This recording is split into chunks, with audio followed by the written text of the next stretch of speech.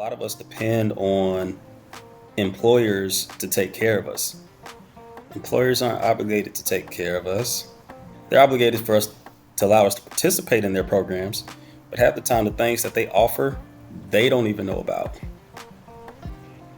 HR that's not their forte, and I want people to understand that they need to begin taking care of themselves and implementing things for themselves. Um, because there's no way you live in a capitalist country where you think somebody else is going to take care of you. Hey everyone, welcome back to another episode of a situation I still haven't named yet. But either way, I reach out to certain people within like my peer group that I consider have phenomenal skills.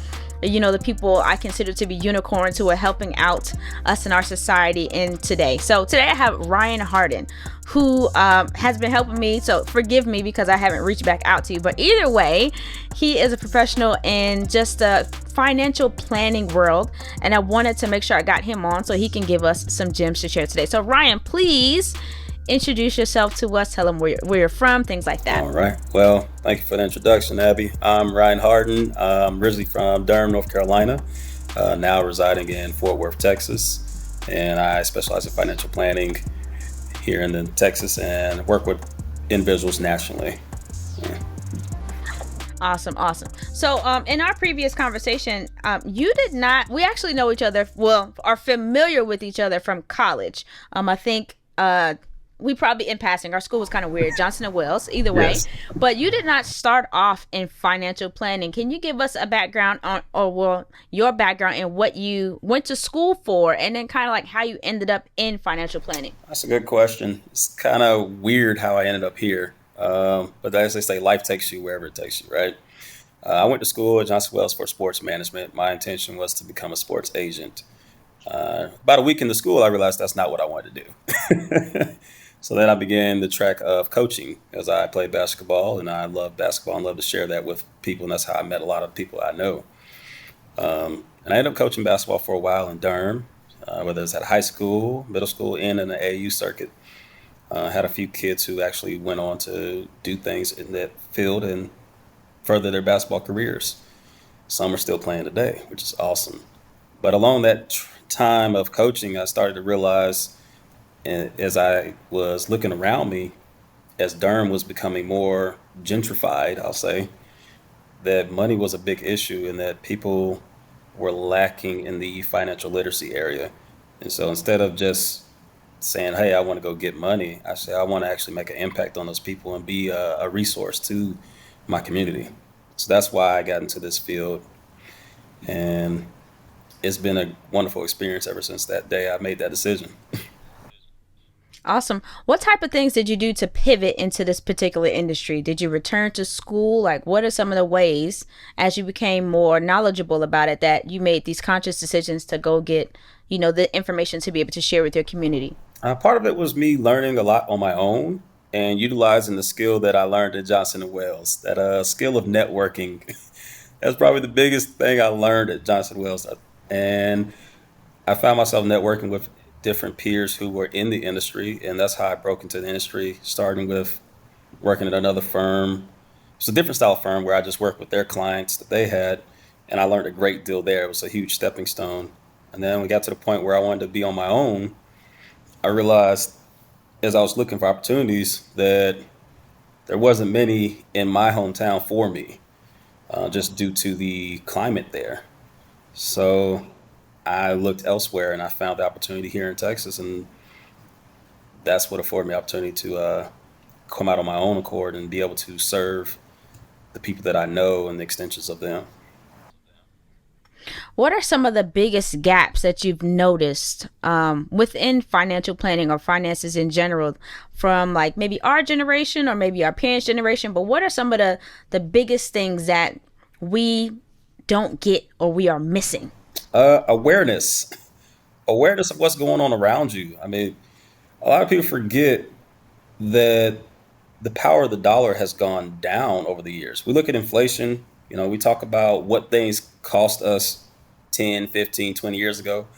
I can't go to Walmart today and spend $20 the same way I did when I was in college.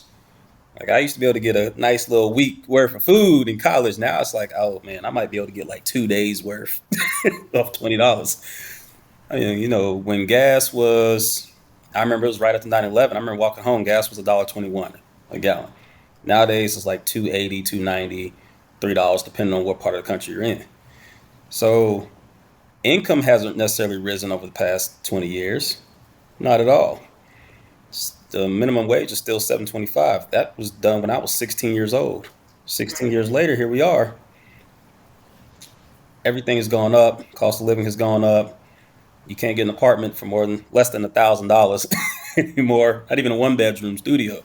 So back then it was like 600-700 bucks.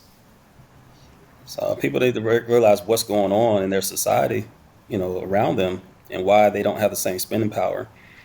And at the same token, the other thing is that a lot of us depend on employers to take care of us. Employers aren't obligated to take care of us. They're obligated for us to allow us to participate in their programs, but half the time the things that they offer, they don't even know about. HR is that's not their forte, and I want people to understand that they need to begin taking care of themselves and implementing things for themselves. Um, because there's no way you live in a capitalist country where you think somebody else is going to take care of you.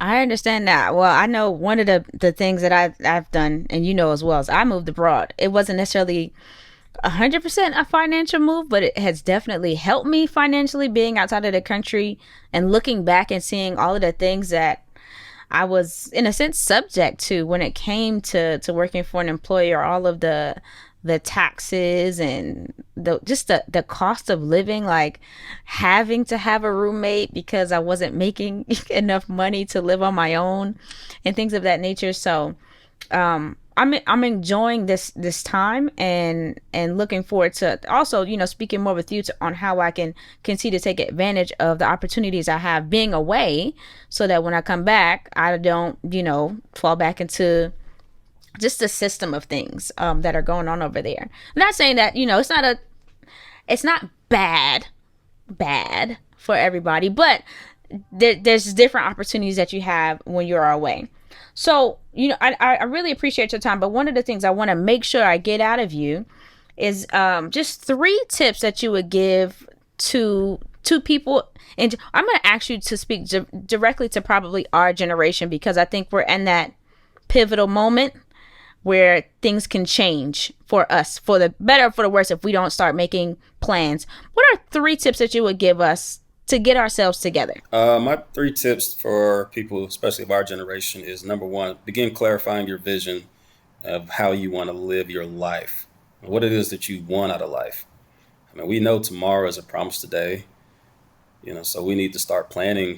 We need to start planning for tomorrow as if we're not going to be there, and start implementing things, because time is the one thing we don't get back, and we don't want to look back too late to implement things.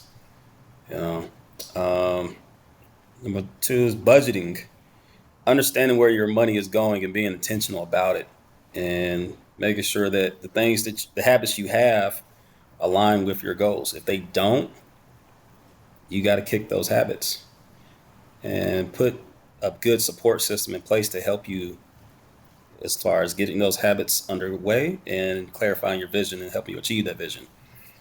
The other thing is to begin investing. I know investing is like the huge topic nowadays for people. Everybody loves to make money, want to flip a dollar into 2 million, right? I mean, I'm all for it. Go ahead, let's do it. But really, I want people to get started on investing as early as they possibly can, due to time horizons. How long they may need that money. If we're talking retirement planning, you start at 20, well, 22. By the time you're 55, 60, you're going to be awesome. But start early, be consistent with it, and diversify as early as you can. And that way, you can have a nice nest egg, because investing is really about putting money aside for your future. You're paying your future self. We spend so much money, there's no reason, even in our community, that we should have the highest spending power, but yet the lowest income.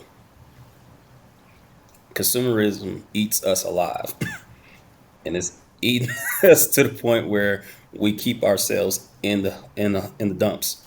So that's really where I like to focus on with our generation about changing that narrative. And there's a lot of people around the area across the country who are really on getting on board this train. And this, I really want everybody to board that train and get started early. Thank you for that. That's one thing that I've definitely been looking into and trying to change my mindset that it's for my future self.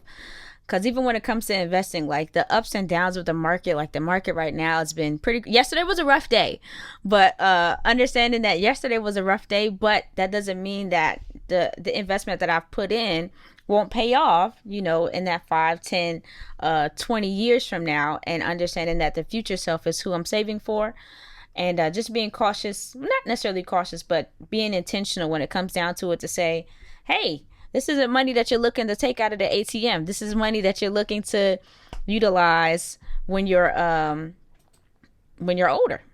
So the market has been a little bit rough these days. Yesterday was a rough day for me, but understanding that the investment that I'm putting in, I think we have to kind of understand, like, yes, it is money, but like money is different in your bank account than it is like in the stock market and things like that. So this is not money that I'm looking to put in so I can go and take it out a month or two from now. This is money that I'm putting in so that I can utilize it 10, 15, 20 years from now.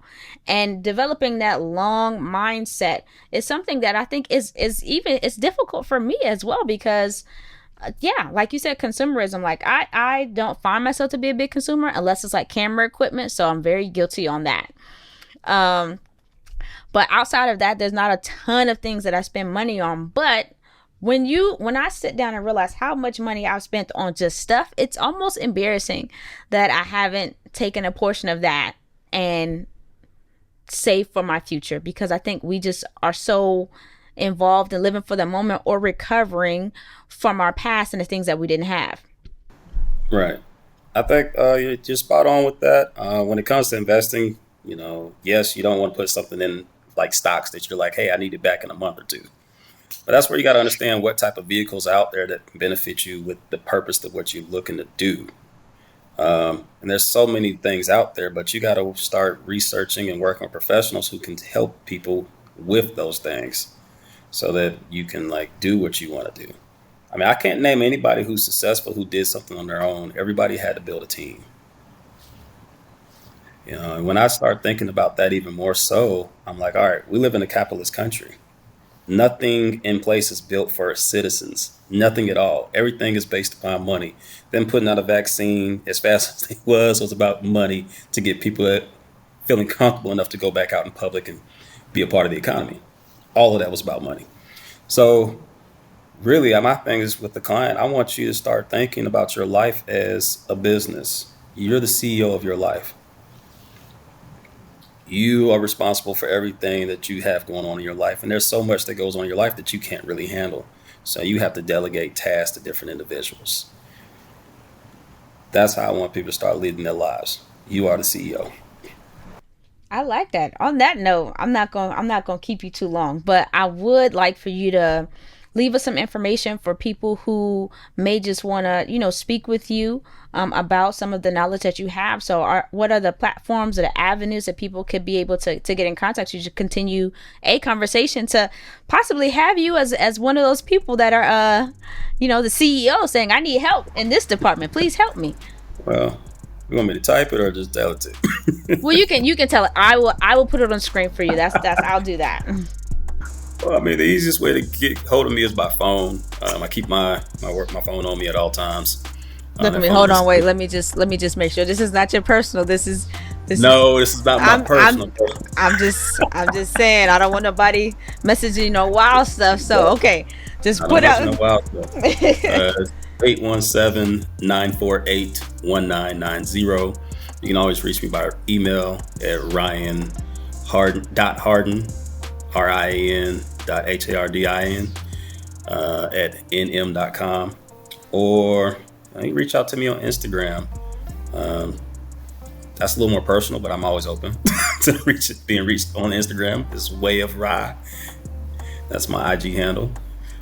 But yeah, I'm pretty open to connecting and talking and discussing things with people, and even connecting them to the right people if it's outside of my realm. Because networking is key in this world, and everybody needs to know the right people.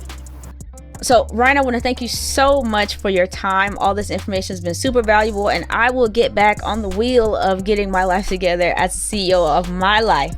And people, if you have, as a CEO of your life, what is the next thing that you need to get together, delegate to other people? Go ahead and drop that comment below, and I look forward to hearing your responses. Ryan, thank you once again. Thanks for having me, Abby.